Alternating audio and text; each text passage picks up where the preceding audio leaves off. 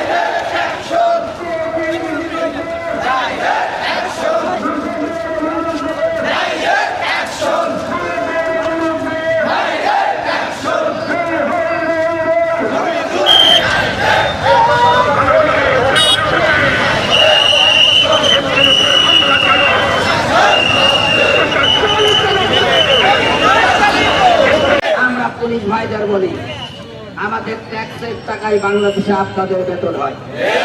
প্রয়োজনে সারা বাংলাদেশ থেকে ট্যাক্স বন্ধ করে দেওয়া হবে, প্রয়োজনে আপনাদের বেতন বন্ধ করে দেওয়া হবে।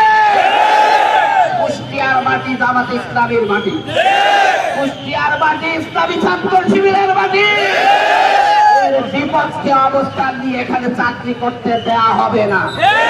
এই বাড়িগুলোর দিকে একটু তাকাতে বলবো। এই সেই বাড়িগুলো যেখান থেকে পানির বোতল, শরবতের বোতল আমাদের জন্য এই মানুষগুলো ফেলে দিয়েছিল।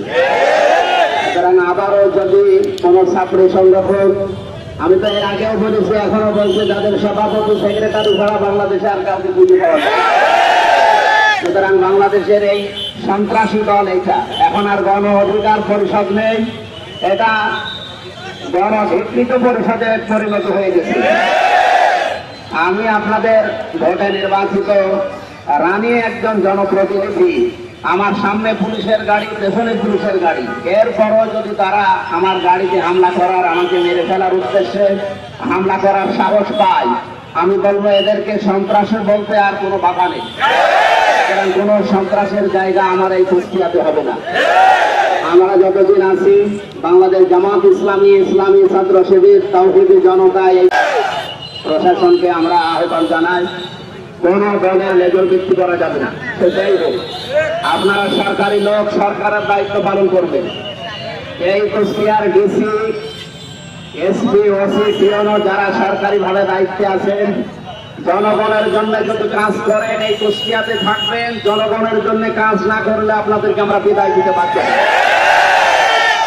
শান্তিও কুষ্টিয়াবাসী, আমরা যারা এই দেশে দিন কায়েমের স্বপ্ন দেখি, আল্লাহর কসম এই খোলা আকাশের নিচে দাঁড়িয়ে বলছি, আমাদের আল্লাহর নামে শপথ নিয়ে বাড়ি থেকে প্রতিদিন বের হওয়া লাগে।